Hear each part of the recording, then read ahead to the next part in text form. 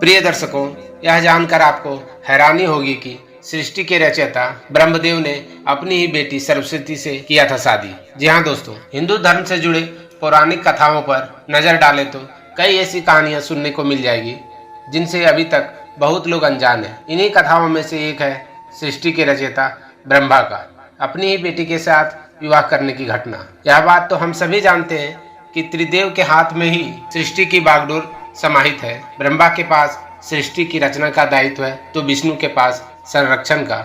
वहीं देवों के देव महादेव शिव को विनाश का जिम्मा सौंपा गया है। ब्रह्मा का अपनी ही बेटी के साथ विवाह करने की इस घटना का उल्लेख सरस्वती पुराण में वर्णित है। सरस्वती पुराण के अनुसार सृष्टि की रचना करते समय ब्रह्मा ने सीधे अपने वीर से सरस्वती को जन्म दिया है। इसलिए ऐसा कहा जाता है कि सरस्वती की कोई मां नहीं है, केवल पिता ब्रह्मदेव ही है। सरस्वती को विद्या की देवी कहा जाता है, लेकिन विद्या की देवी बेहद खूबसूरत और आकर्षक थी। वह इतनी खूबसूरत थी कि स्वयं ब्रह्मा भी सरस्वती के आकर्षण से बचकर नहीं रह पाए और ब्रह्मा जी सरस्वती को अपनी पत्नी बनाने पर विचार करने लगे। सरस्वती ने अपने पिता की इस मनोभावना को भांपकर उनसे बचने के लिए चारों दिशाओं में छिपने का प्रयत्न किया, लेकिन उनका हर प्रयत्न बेकार साबित हुआ। इसलिए विवश होकर सरस्वती माता को अपने पिता के साथ विवाह करना पड़ा।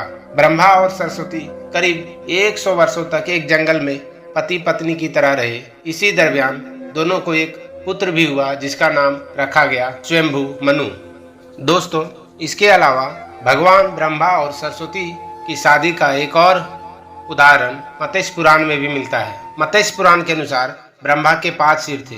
कहा जाता है कि जब ब्रह्मा ने सृष्टि की रचना की तो वह उस समय समस्त ब्रह्मांड में अकेले थे। ऐसे में ब्रह्मा ने अपने मुख से सरस्वती को उत्पन्न किया। ब्रह्मदेव अपने ही मुख से निकली हुई सरस्वती के प्रति आकर्षित होने लगे और लगातार उन पर अपनी दृष्टि डाले रहते थे। ब्रह्मा की दृष्टि से बचने के लिए सरस्वती चारों दिशाओं में छिपती रही, लेकिन वह उनसे नहीं बच पाई। अंत में सरस्वती आकाश में जाकर छिप गई, लेकिन अपने 5वें सिर से ब्रह्मा ने उन्हें आकाश में भी खोज निकाला और उनसे सृष्टि की रचना में सहयोग करने का निवेदन किया। सरस्वती से विवाह के पश्चात सर्वप्रथम मनु का जन्म हुआ।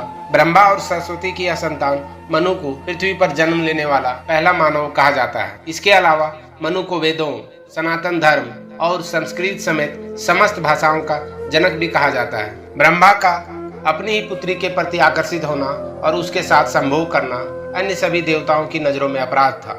सभी ने मिलकर पापों का सर्वनाश करने के लिए शिव से आग्रह किया कि ब्रह्मा ने अपनी ही पुत्री से शादी की है, जो कि एक बहुत बड़ा पाप है। ब्रह्मा को उनके किए का फल मिलना चाहिए। क्रोध में आकर शिव ने उनके 5वें सिर को धड़ से अलग कर दिया। एक अन्य पौराणिक कथा के अनुसार ब्रह्मा के सर्वप्रथम 5 सिर थे, लेकिन जब अपने 5वें मुख से उन्होंने सरस्वती, जो कि उनकी पुत्री थी, के साथ संभोग करने के लिए कहा तो क्रोधवश सरस्वती ने उनसे कहा कि तुम्हारा यह मुंह हमेशा यह पवित्र बातें ही करता है, जिसकी वजह से आप भी विपरीत ही सोचते हैं। इसी घटना के बाद एक बार भगवान शिव अपनी अर्धांगिनी पार्वती को ढूंढते हुए ब्रह्मा के पास पहुंचे तो 5वें सिर को छोड़कर उनके अन्य सभी मुखों ने उनका अभिवादन किया, जबकि 5वें मुख ने अमंगल आवाजें निकालनी शुरू कर दी। इसी कारणवश क्रोध में आकर शिव ने ब्रह्मा के 5वें सिर को उनके धड़ से अलग कर दिया। दोस्तों, ये जानकारी आपको कैसी लगी कमेंट कर जरूर बताएं और चैनल को सब्सक्राइब नहीं किए तो चैनल को जरूर सब्सक्राइब करें। जय श्री कृष्णा।